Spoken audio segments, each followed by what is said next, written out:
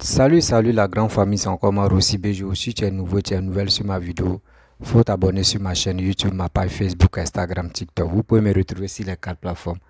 Et aussi, je laisse mon numéro WhatsApp, vous pouvez me contacter. Bref, aujourd'hui, j'aimerais vous montrer une vidéo de Iba.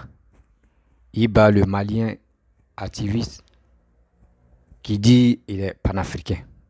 Mais pas panafricain sens de Kinip Seba, les Soulés de Paris, les Franklin Nyamsi. Non, lui n'est pas d'accord avec cela.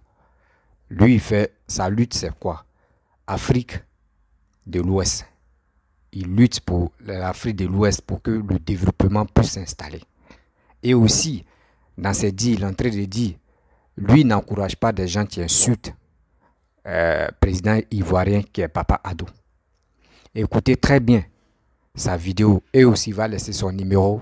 Ceux qui veulent vraiment s'intégrer dans cette lutte de panafricanisme que lui-même il a créé, tu peux, au moins c'est ceux qui veulent vraiment l'aider à faire cette lutte-là. Je pense que cette vidéo-là, ça vous concerne. Vous allez mieux écouter ce qu'il va dire et vous pouvez prendre son numéro là-bas et vous pouvez rentrer en contact avec lui pour faire cette lutte. Parce que on en a marre. Chaque fois, c'est eux qui vont insulter. C'est des gens qui vont se faire passer comme ils sont panafricains pour venir insulter Papa Ado. Pour dire, eux, ils font lutte de l'Afrique. Or, quand nous on réfléchit, on s'assoit, on voit, parce que nous, on sait très bien que ceux-là, ils sont là pour manipuler le peuple africain. Ils sont là pour se moquer des Noirs. Parce que quelqu'un qui a ses facultés, quelqu'un qui a grandi en Europe, quelqu'un qui connaît vraiment que le développement se repose si des gens qui sont capables de développer les pays.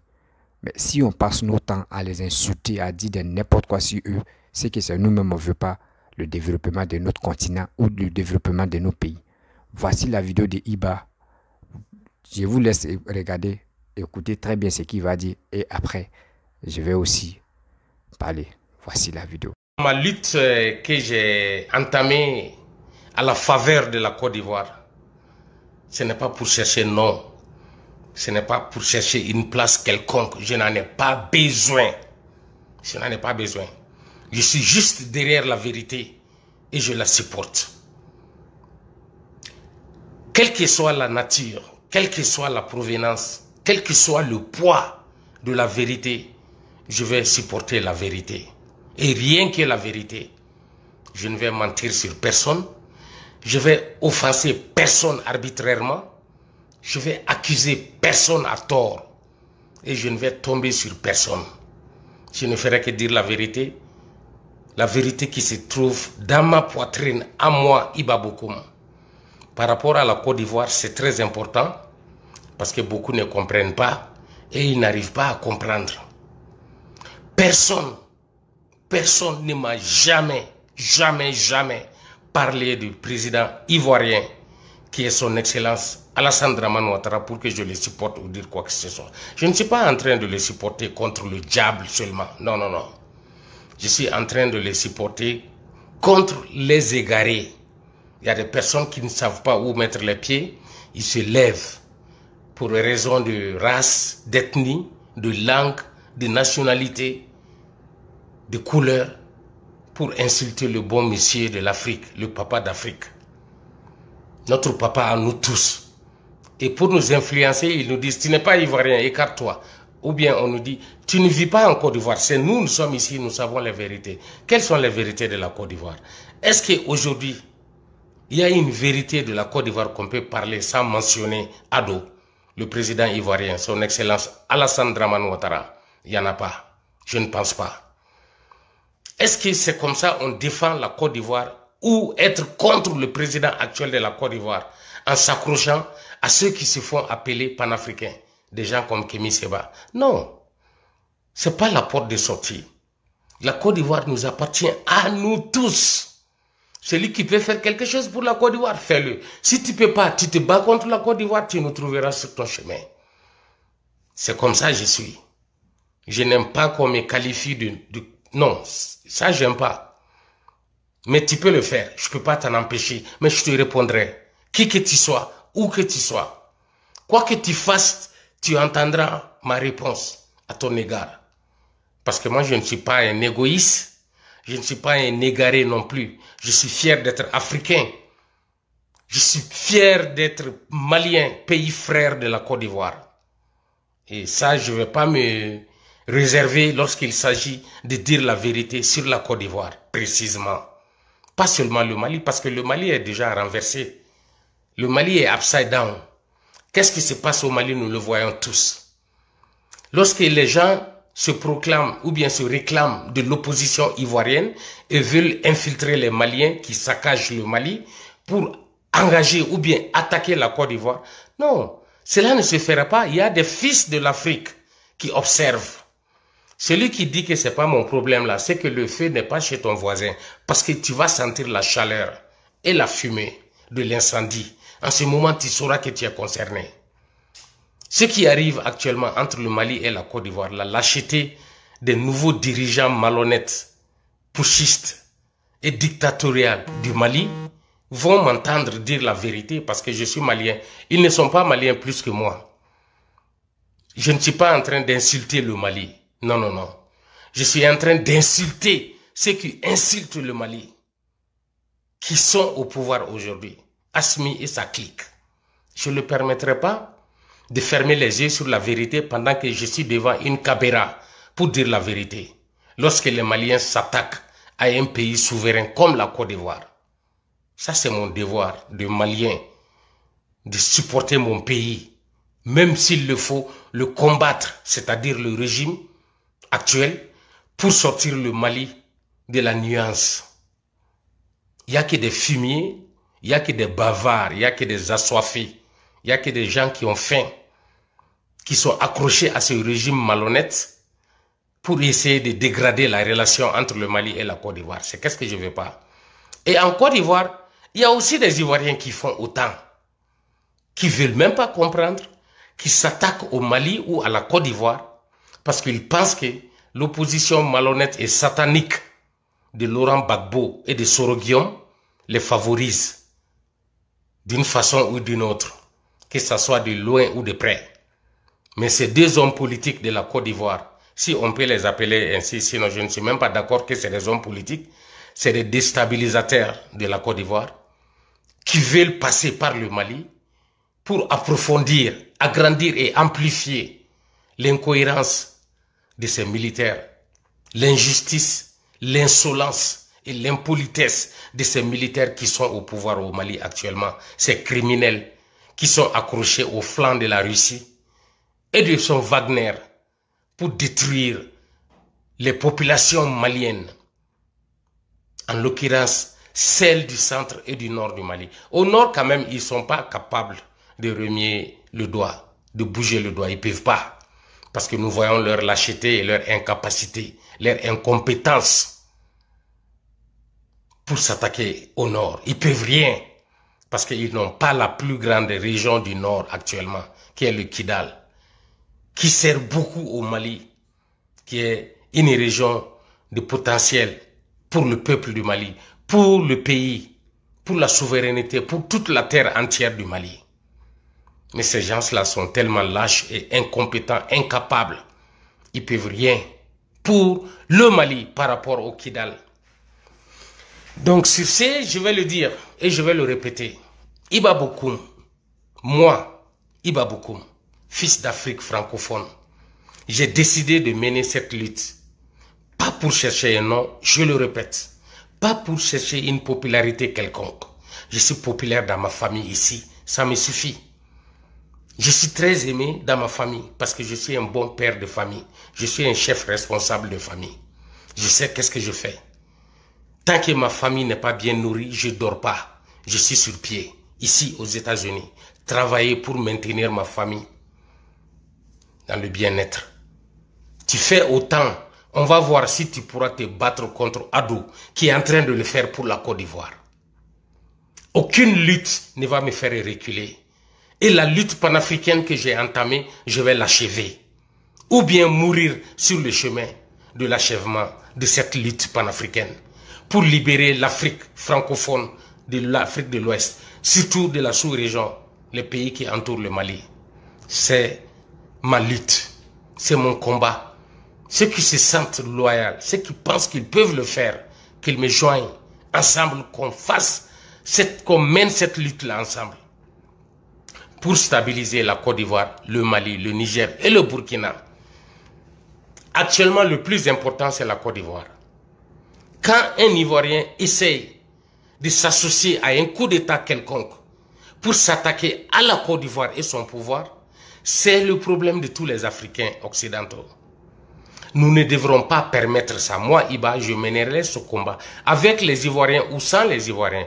Mais déjà, je félicite certaines femmes et hommes de la Côte d'Ivoire qui ont chaussé cette chaussure de marche pour entamer cette lutte avec moi. Que les Africains de la sous-région se réveillent, qu'ils comprennent qu'on ne doit pas laisser l'Afrique entre les mains des opposants sataniques comme Soro Guillaume et Laurent Gbagbo. Je ne le ferai pas, je ne le permettrai pas. Aucune couleur encore ne va m'extraire de mon chemin de lutte pour ces combats-là que j'ai commencé. Salut la Côte d'Ivoire et merci aux femmes et hommes de la Côte d'Ivoire qui veulent mener ce combat avec moi. Ce n'est pas seulement mon initiative, ça a été initié par des Ivoiriens. Mais ce n'est pas tout le monde qui peut s'asseoir devant une caméra et parler en public. Souvent, c'est à cause de leur position politique. Souvent, c'est à cause de leur situation familiale. Ils sont empêchés, ils ne peuvent pas le faire. Mais ils me joignent en esprit, en idée, pour me donner des conseils, des directives, m'aider dans tous les sens pour qu'on aboutisse à la vérité finale, qui ne sera qu'une vérité de l'Afrique. Moi, par lâcheté, je ne vais jamais m'accrocher à un homme comme Kémy Séba, permettre les insultes contre le président de la Côte d'Ivoire. Je ne le ferai pas. Je ne me permettrai pas non plus de m'accrocher à un Malien quelconque pour manquer du respect à la Côte d'Ivoire. Comme beaucoup de vidéomans, si on peut les appeler comme ça, du Mali sont en train de le faire. Moi, je ne le ferai pas. Celui qui veut continuer le combat avec Iba, le chemin est libre. Sinon, c'est ça mon numéro. 001 706 619 0533. Joignez-moi et on va ouvrir le chemin pour nous tous afin qu'on puisse lutter ensemble pour la vérité et combattre ces satans de l'opposition ivoirienne. C'est ça qui est très grave. Pour aider le Mali, il faut aider la Côte d'Ivoire aujourd'hui. Il faut se mettre derrière celui qui est en train de construire la Côte d'Ivoire, celui qui est en train d'unir les fils de la Côte d'Ivoire, qui est son président Alassane Dramane Ouattara, pour qu'on puisse ensemble libérer le Mali, au lieu de s'ajouter au Mali actuel, pour combattre la Côte d'Ivoire. C'est en ce moment qu'on est en train de détruire toute l'Afrique. Il faut s'ajouter à Adou pour combattre ce qui se passe actuellement au Mali. C'est lui qui a accepté d'envoyer des fils de la Côte d'Ivoire pour protéger et défendre le Mali. Il a accepté, il l'a fait, il l'a dit, il l'a montré, il a choisi de le faire. Et quel est notre problème? Pourquoi nous on ne peut pas s'ajouter à lui? Pourquoi nous on ne peut pas former une union autour de lui? Le supporter afin que les pays de la sous-région prennent l'exemple sur lui et son pays qui est la Côte d'Ivoire. Pour que l'Afrique puisse avoir son salut finalement. Parce que nous souffrons, pour dire la vérité. Seuls les Ivoiriens de la sous-région vivent tranquillement, ainsi que les Sénégalais. Tous les autres sont dans la bascule. Ça balance comme ça balance. Le Niger, le Burkina, la Guinée et le Mali. Ça ne va pas. La Côte d'Ivoire est sortie de ce problème-là auquel nous sommes confrontés, nous autres, Africains de la sous-région. La Côte d'Ivoire a connu beaucoup de difficultés.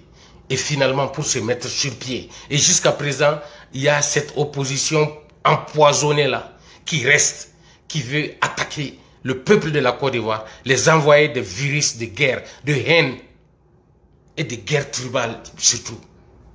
Pourquoi? À quoi ça va nous servir? Pourquoi on ne se comprend pas? Pourquoi des rancunes? Pourquoi la haine dans nos cœurs? Pourquoi? Est-ce que c'est en ce moment qu'on a besoin de ça? On l'a fait, on a échoué. On est en train de se mettre debout. Mais il y a un bon exemple, une lumière devant nous, qui est la Côte d'Ivoire. Et on veut la détruire aussi. On ne peut plus former un groupe pour aider n'importe quel pays de cette sous-région-là, de l'Afrique. C'est très grave. Mais j'ai compris à travers des femmes panafricaines, des femmes patriotes, qu'il ne faut jamais baisser les bras, il faut persévérer, il faut continuer. Quand tu dis que tu aimes la Côte d'Ivoire, si une seule personne sort le bout du doigt en disant j'aime la Côte d'Ivoire, c'est le doigt qu'il faut attraper. Pour que ça soit un bras. Ça d'abord une main, ensuite tout un bras. Mais je vois qu'il y a tellement d'incohérences dans ce que les uns et les autres appellent amour. Au lieu de s'aimer réellement pour pouvoir sortir de la crise, non. On fait semblant de s'aimer et on s'attaque, on se jette des flèches empoisonnées. Je ne suis pas dans cette lutte. Ça, ce n'est pas Iba.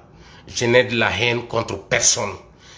La personne qui m'agace dans ma guerre, dans mon combat, je l'élimine de mon environnement. Je m'efface de son espace. Je me retire, je m'éloigne. Désormais, c'est comme ça que je vais faire. Mais je ne vais jamais lâcher ma lutte pour une ou deux personnes. Je ne le ferai pas. Ou même plusieurs personnes. Si je dois être seul pour lutter, pour que la vérité soit en Afrique occidentale francophone, je le ferai. Je ferai tout pour qu'on se réveille ensemble et qu'on se donne la main pour bâtir une Afrique occidentale francophone qu'on a toujours rêvé, qu'on a toujours vu dans le passé. Nos ancêtres, nos papas ont presque réussi. Le bout du tunnel est presque là. C'est à nous de l'achever. C'est à nous de persévérer. C'est à nous de lutter contre la haine.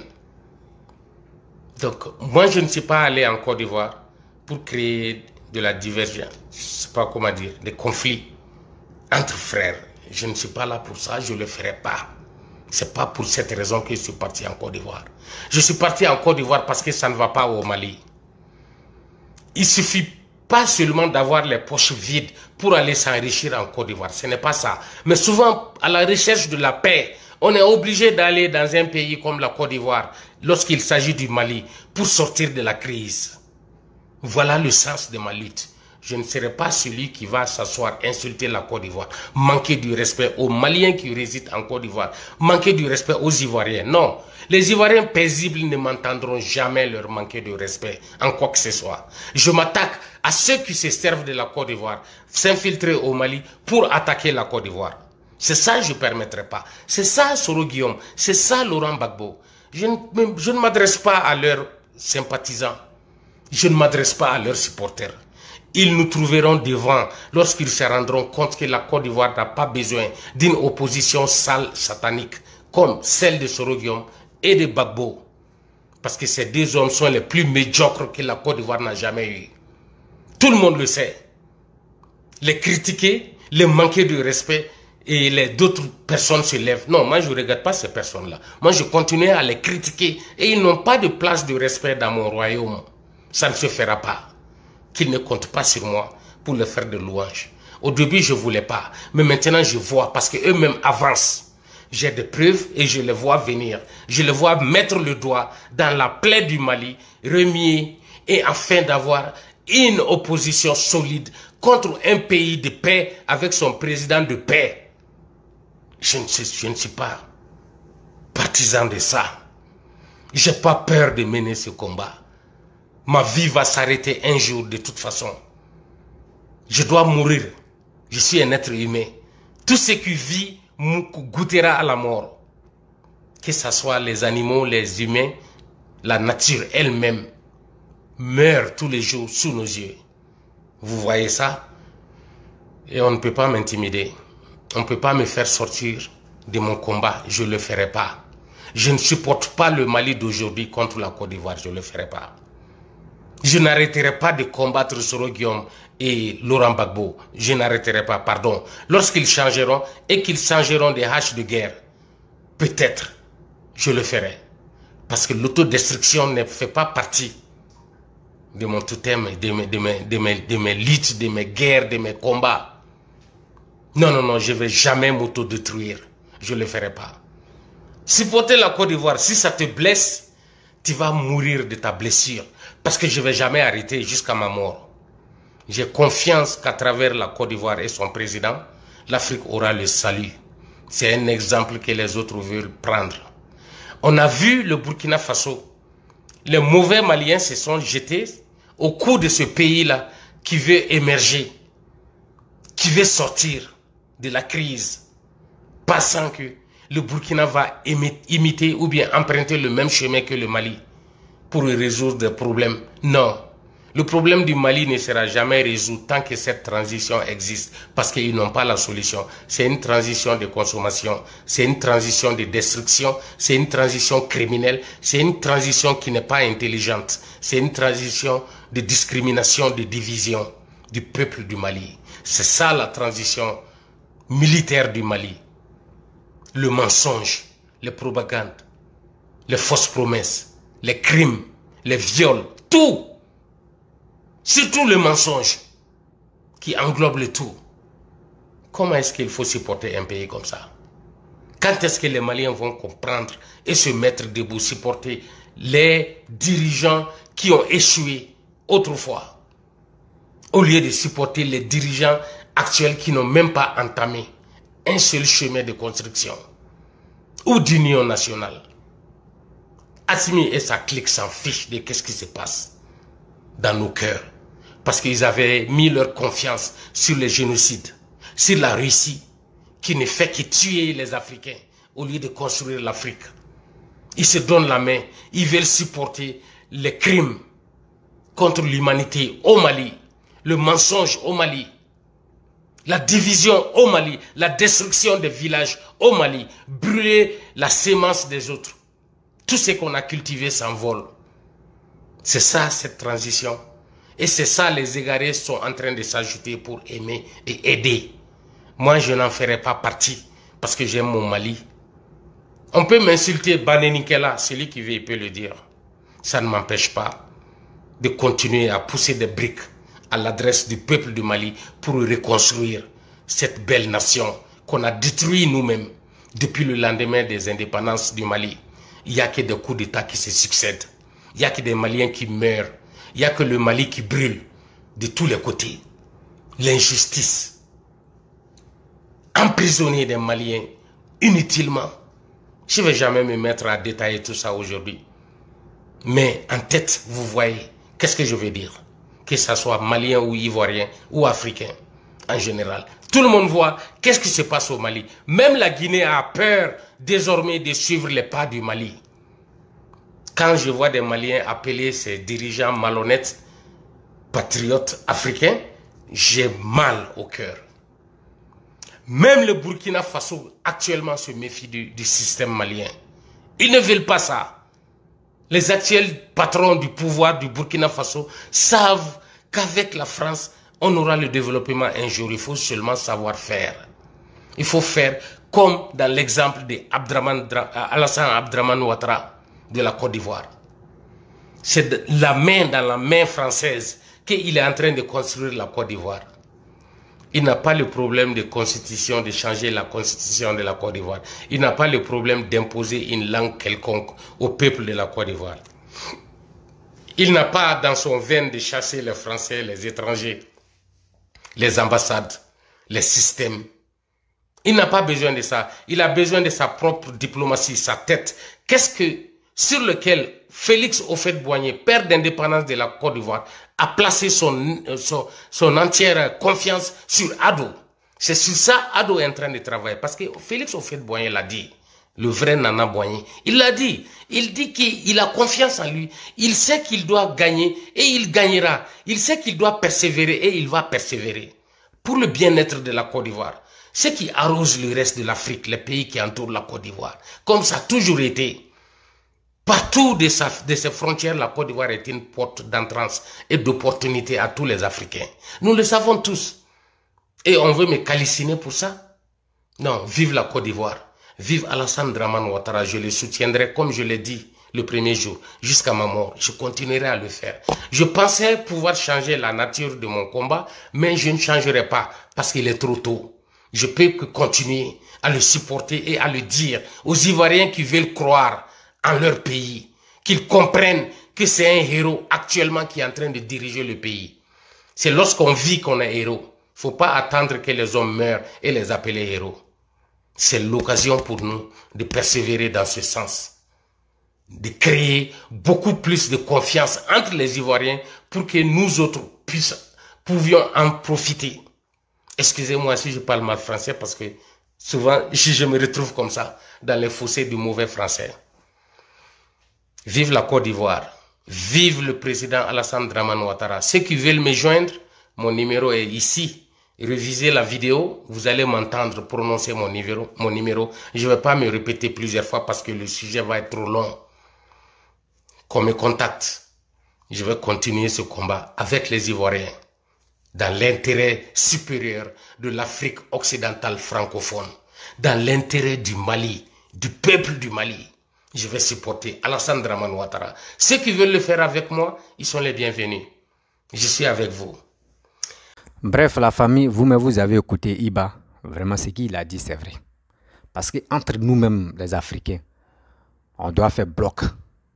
On doit faire bloc de voir la vision des gens qui sont capables de développer les pays.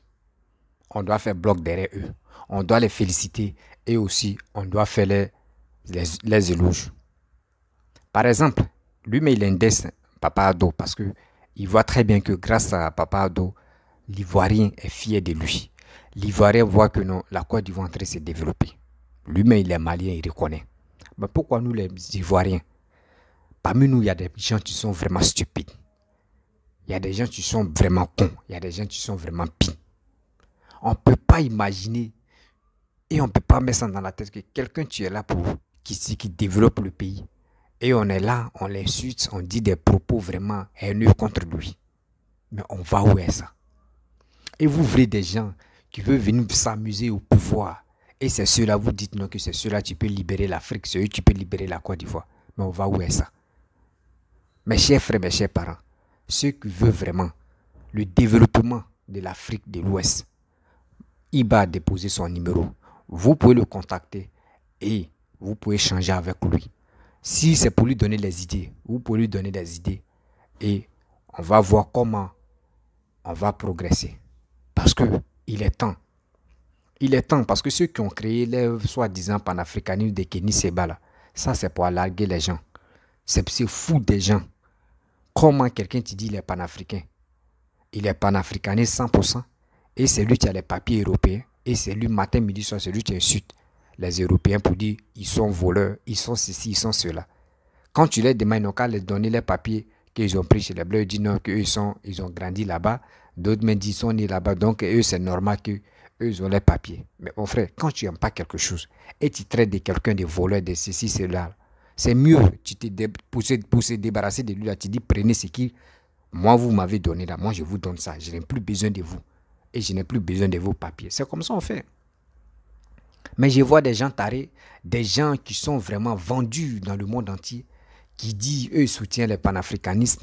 Et quand tu leur demandes, mon frère, dis-moi honnêtement, quel est le rôle d'un panafricain? Il ne peut pas te dire. Il ne peut pas te dire. Regardez, on prend Afrique de l'Ouest. On prend Afrique de l'Ouest. Afrique de l'Ouest. Quand on prend Afrique de l'Ouest, qui est premier? C'est Ghana. Ghana est devant nous. Moi, je vous dis, quand tu tapes ta tête, tu fais comme ça. Tu réfléchis, tu dis, mais c'est quoi ça? Ghana est devant nous. Parce que pourquoi Ghana est devant nous? Nous, on a connu la guerre, vraiment, où il y a eu génocide, où il y a eu des choses qui ont été brûlées. Mais aujourd'hui, Afrique de l'Ouest, nous, on est deuxième. Il écrit haut et fort, on est deuxième. Ghana est premier devant nous. Oui, je reconnais. Afrique de l'Ouest, je n'ai pas dit. Afrique de l'Ouest, nous, on est deuxième. Malgré on a connu la guerre. Durant combien d'années on a connu la guerre? 10 ans. Parce que le président qui était là, qui était Gbagbo, il n'a pas pu recoller le pays qui était divisé en deux. Il n'a même pas pu piquer le nez pour dire qu'il va réconcilier tous les Ivoiriens. Gbagbo n'a pas pu faire ça. Et aujourd'hui, où la Côte d'Ivoire maintenant, où la Côte d'Ivoire est recollée, la Côte d'Ivoire, tout le monde se sent à l'aise. Un Dioula, un nordiste peut quitter chez lui là-bas pour venir à l'ouest. Un gars de l'ouest peut aller au sud, l'est, etc. Par-ci, par-là. Aujourd'hui, Gbagbo veut venir s'imposer encore, il veut venir au pouvoir pour que au moins là, tout le monde puisse on va voir Gula encore en clair d'œil. Frustration va commencer encore. Haine va commencer encore. On va commencer à détester. Ceux qu'on va les traiter ils ne sont pas ivoiriens. Vous voulez ça encore? Mais nous sommes sur quelle planète là au juste? La famille. Nous sommes sur quelle planète là au juste? Mais il est temps de se réveiller. Il est temps de se réveiller. On ne peut pas rester là en train de se mentir, en train de se masturber la tête. Oui, lui là il est bon, lui là il est ceci, il est bon. Quand on dit lui là est bon là, on n'a qu'à tester des gens qui n'ont pas encore géré le pouvoir. C'est sûr, on peut dire on va les tester. Mais quelqu'un qui a fait 10 années, il n'a rien foutu au pouvoir. Même recoller, réconcilier les Ivoiriens, il n'a pas pu faire ça. Moi, je vais vous expliquer, les Ivoiriens.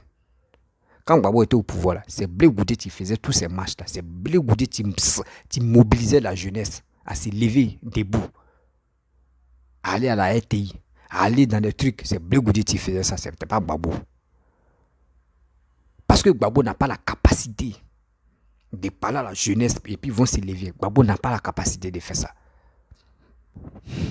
Donc si Blé Goudé dit il rentre, lui veut rentrer et on lui a dit bon d'accord, tel jour tu vas rentrer là.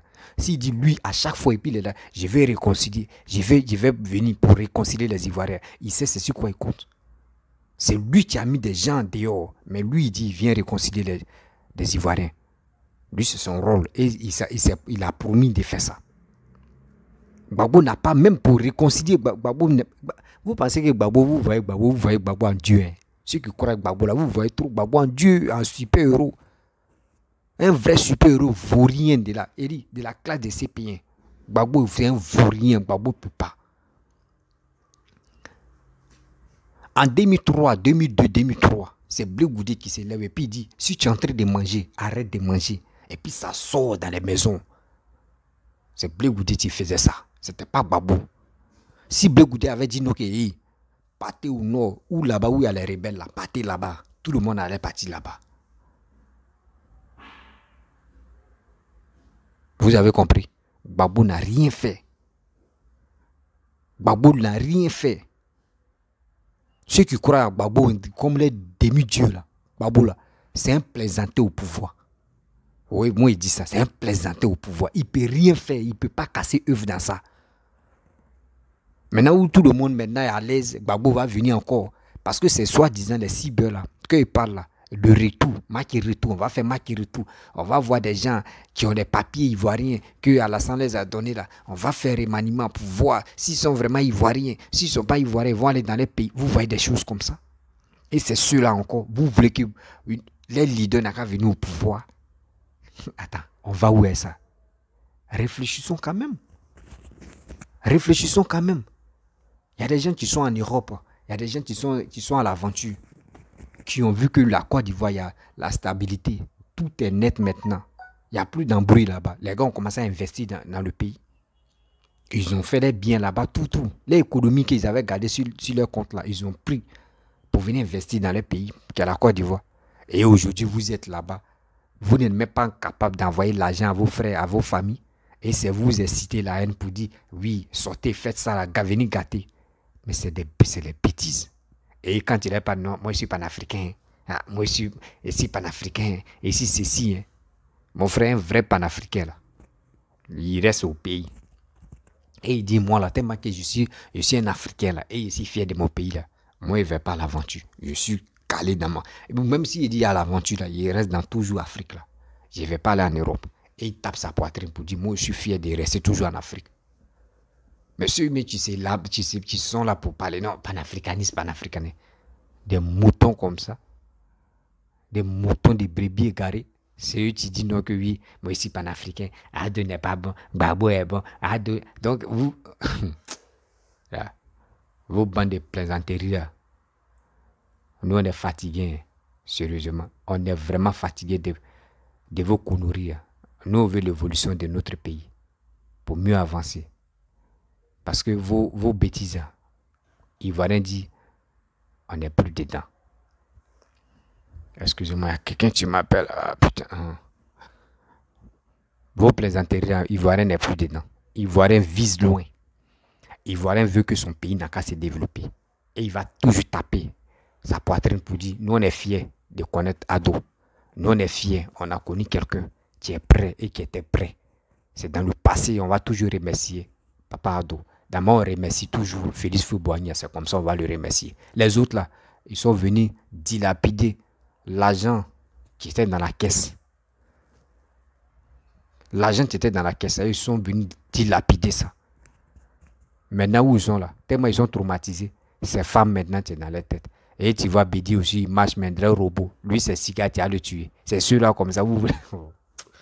Ivoirien souvent, Ivoirien bête. Ivoirien vrai, qu'on dit Ivoirien bête là. Il y a Ivoirien trop bête. Ivoirien trop bête. Ceux mecs qui sont à boire ici, les réseaux, ceux qui disent qu'ils sont panafricains là. Dites-moi en réalité, votre histoire des panafricanistes, est-ce qu'ils ont déjà cassé œuf dans ça? Pour dire ils vont prendre un pays comme ça, développer un pays. Est-ce qu'ils l'ont déjà fait? Zéro. Ils vont engueuler, parler dans la douche. Bouche là, leur salive va sortir, mais il n'y a rien. Quand ils voient les choses comme ça, ça m'énerve. La famille, je vais vous laisser. Si tu es nouveau, tu es nouvelle sur ma vidéo, faut t'abonner sur ma chaîne YouTube, ma page Facebook, Instagram, TikTok. Vous pouvez me retrouver sur les 4 plateformes. Et aussi, je laisse mon numéro WhatsApp. Vous pouvez me contacter. On peut échanger. Et je vous dis à très bientôt. Ciao.